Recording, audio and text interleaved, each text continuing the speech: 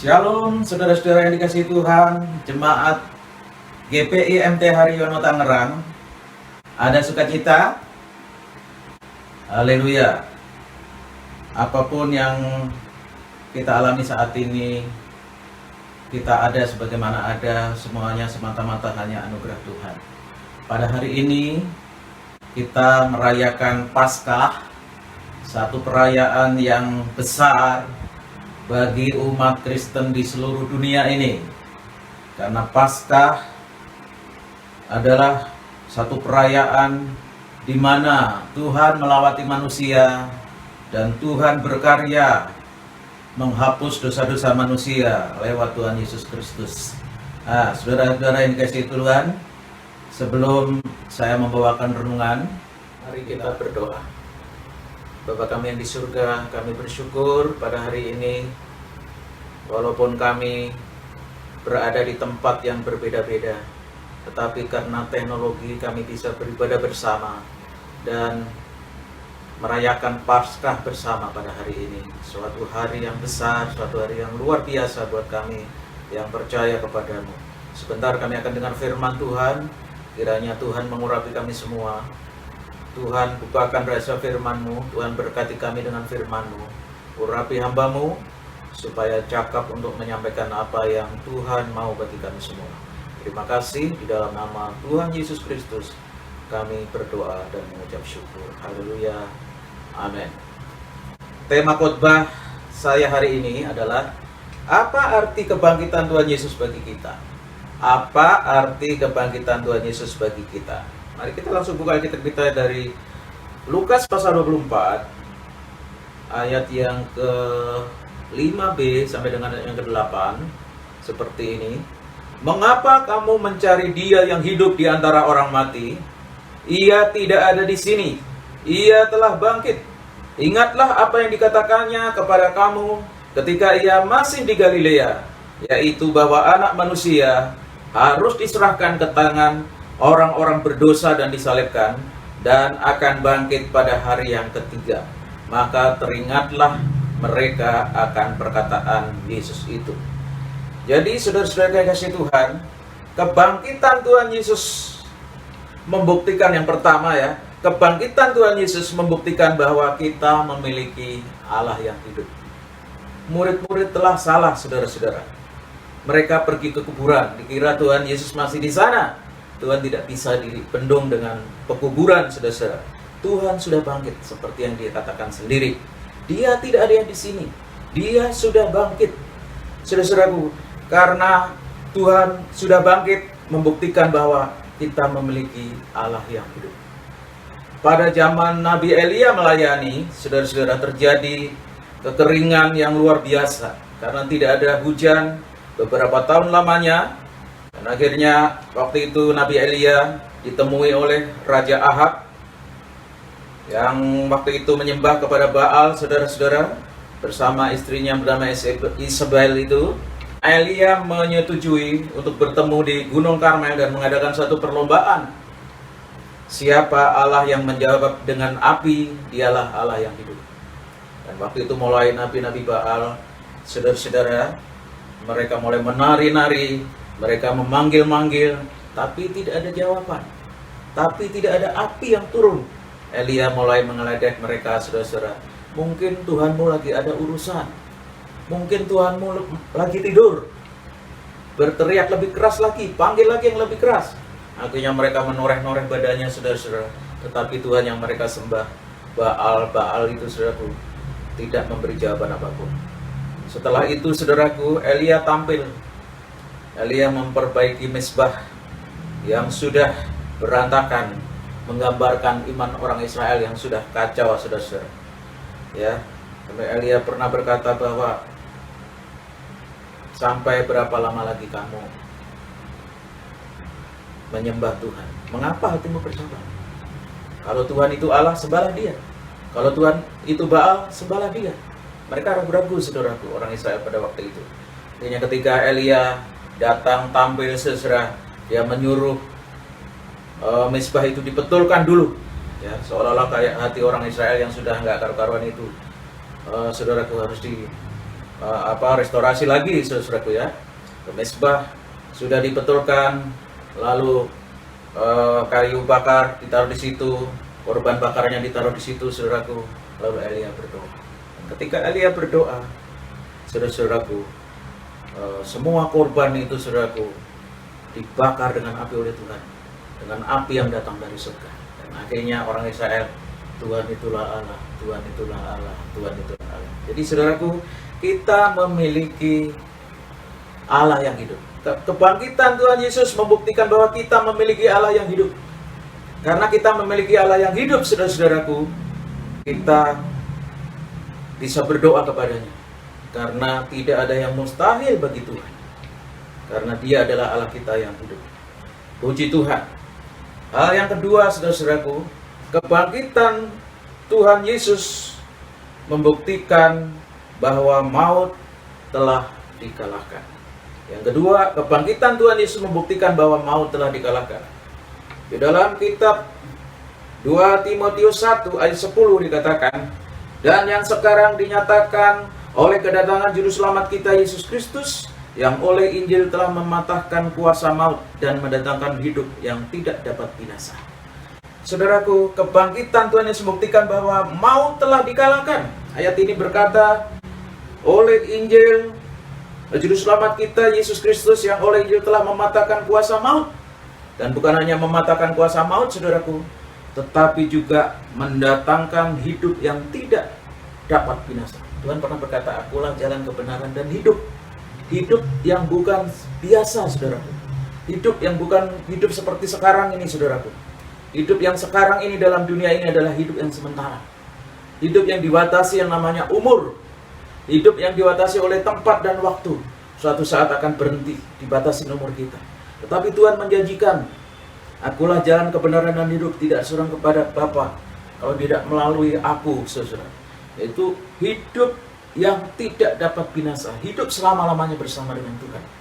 Saudara, dalam 1 Timotius pasal yang ke-6 ayat yang ke-16 juga dikatakan, dialah satu-satunya yang tidak takluk kepada maut, bersemayam dalam terang yang tak terhampiri. Seorang pun tak pernah melihat Dia, dan memang manusia tidak dapat melihat Dia. Baginya lah hormat dan kuasa yang kekal. Amin.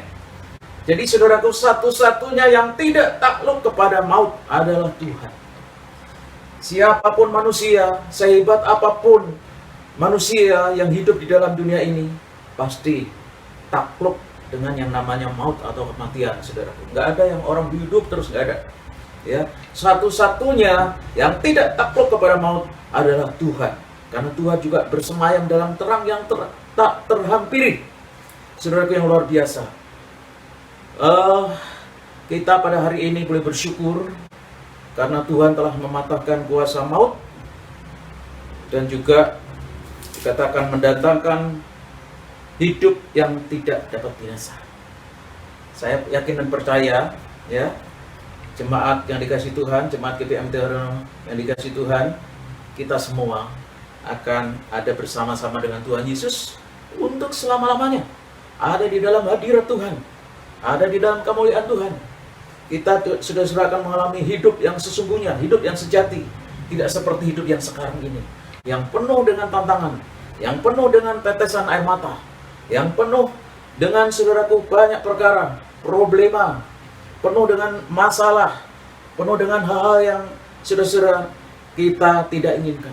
Tetapi hidup, saudaraku, yang dikatakan bahwa hidup yang tidak dapat binasa itu, saudara, itu ada pada Tuhan. Karena Tuhanlah satu-satunya yang tidak takluk, saudara-saudaraku, kepada maut. Amin. Bagian yang ketiga, saudaraku, apakah arti kebangkitan Tuhan Yesus bagi kita? Kebangkitan Tuhan Yesus memberi kita pengharapan. Ya. Kebangkitan Tuhan Yesus memberi kepada kita pengharapan. Di dalam 1 Korintus pasal yang ke-15 ayat 19 dan 20 dikatakan oleh firman Tuhan, jikalau kita hanya dalam hidup ini saja menaruh pengharapan pada Kristus, maka kita adalah orang-orang yang paling malang dari segala manusia. Tetapi yang benar ialah bahwa Kristus telah dibangkitkan dari antara orang mati sebagai yang sulung dari orang-orang yang telah meninggal.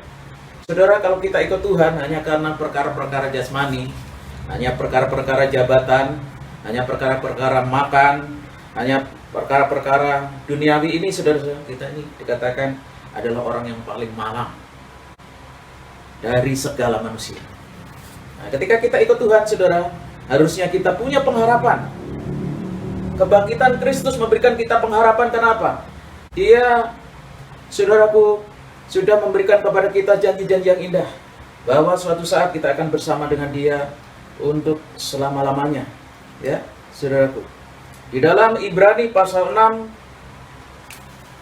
ayat yang ke-19 dan 20 dikatakan pengharapan itu adalah sauh yang kuat dan aman bagi jiwa kita, yang telah dilabuhkan sampai ke belakang tabir, di mana Yesus telah masuk sebagai perintis bagi kita, ketika Ia menurut peraturan Melkisedek menjadi imam besar sampai selama-lamanya. Saudaraku, pengharapan inilah, saudaraku, yang penting dalam kehidupan kita sebagai orang percaya. Saudara, kalau kita tidak punya pengharapan, ya saudaraku, ya sama aja dengan orang-orang pada umumnya dalam dunia ini, ya menikmati dunia ini. Tapi kita beda, saudaraku, kita punya pengharapan suatu saat akan bersama dengan Tuhan. Dan pengharapan itu, saudaraku, menurut penulis Ibrani digambarkan seperti sauh. Kalau kita ada naik kapal atau naik perahu, saudaraku, ada sauh. Ketika kita pengen berhenti di laut, sauh itu kita buang di dasar laut, saudara, sehingga kapal atau perahu itu dia tidak dibawa oleh ombak. Dan pengharapan itu, saudaraku, adalah seperti sauh, tapi bukan dilabuhkan di dasar laut, saudaraku.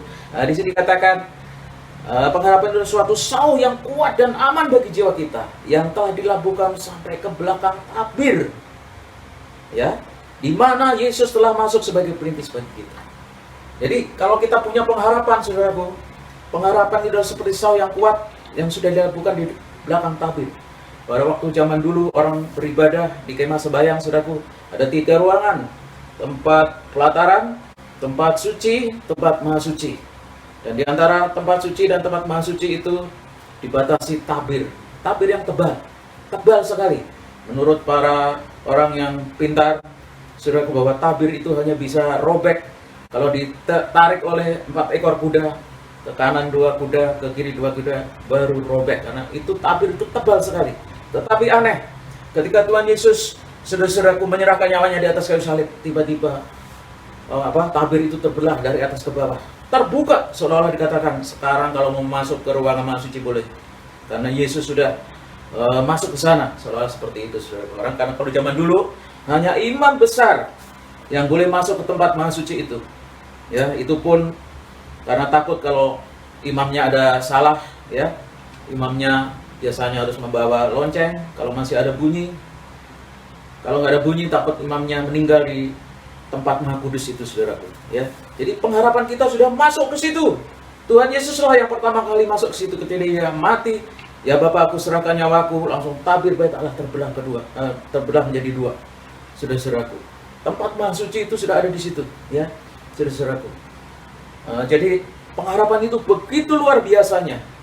Dan pengharapan itu, bahwa kita berharap kepada Tuhan itu, saudaraku, itu adalah seperti sauh yang kita sudah labuhkan, bukan di darat dasar laut, tapi kita sudah labuhkan di tempat maha suci itu. Jadi bersama-sama ada di dalam hadirat Tuhan, untuk selama-lamanya bersama dengan Tuhan. Itulah, saudaraku. Jadi, saudaraku, 3 perkara saya sampaikan pada hari ini, bahwa kebangkitan Tuhan Yesus membuktikan bahwa kita memiliki Allah yang hidup. Makanya kita bisa berdoa kepada Dia, dan Dia Allah yang berkuasa, sanggup melakukan apa saja, tidak ada yang mustahil bagi Dia, ya, saudaraku. Yang kedua, kebangkitan Tuhan Yesus membuktikan bahwa maut telah dikalahkan, maut sudah dikalahkan, saudaraku. Tuhan menjadikan hidup yang kekal. Dan kebangkitan Tuhan Yesus memberi kepada kita pengharapan. Hidup kita ini bukan hidup yang saudaraku, hanya sekedar hidup, tapi hidup yang penuh dengan pengharapan. Kalau orang punya pengharapan, saudaraku, dia akan punya semangat. Kalau kita punya pengharapan kepada Tuhan, saudaraku, ya, kita akan luar biasa. Kita akan berjalan bersama dengan Tuhan.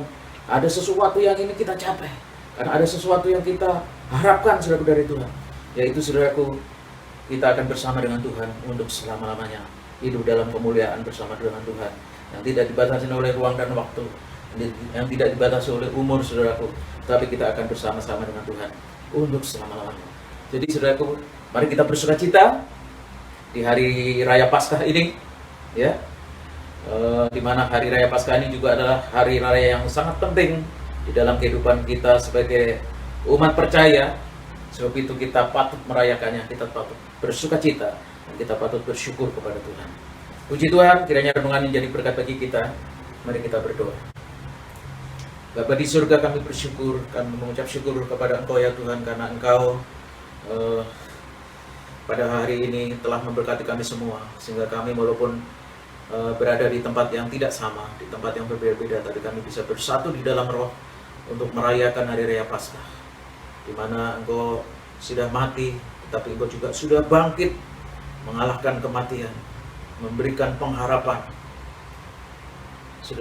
Dan kami yakin bahwa Engkau adalah Allah yang hidup, yang tidak dibatasi oleh maut.